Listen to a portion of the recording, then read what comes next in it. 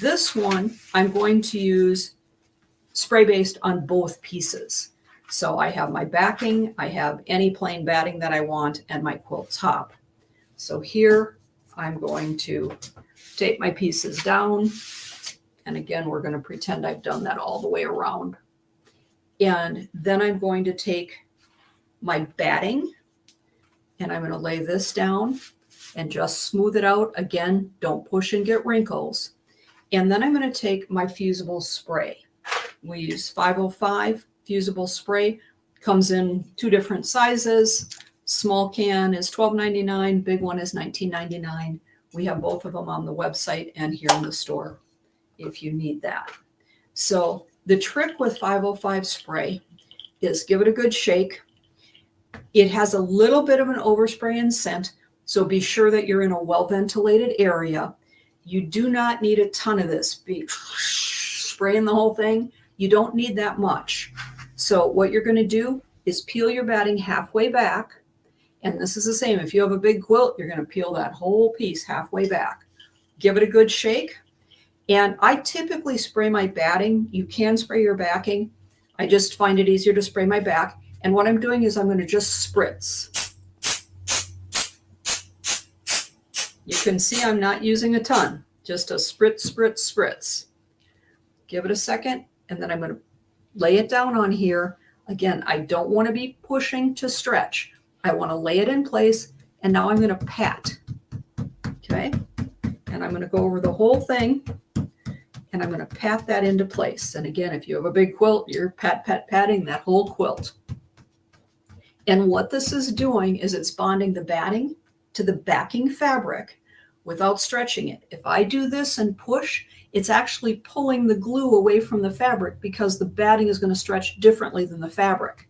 So pat, pat, pat, and then I peel back the other side. And you can see that's where it started to stick. And then I'm going to just...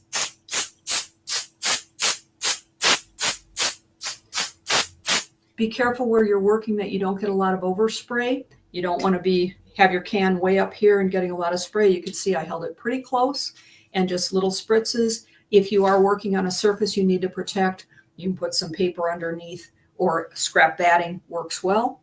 And again, I'm going to lay this down and I'm just going to pat it into place.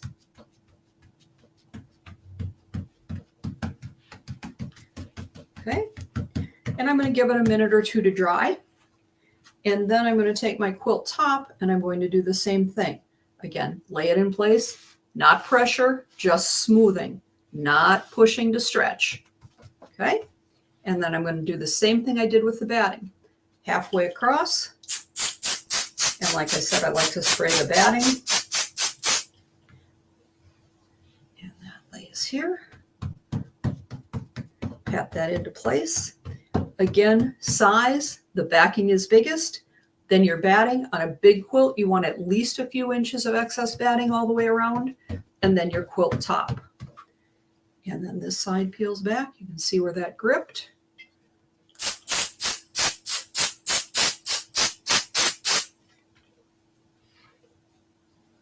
And I'm going to lay that, again, I'm smoothing but not stretching.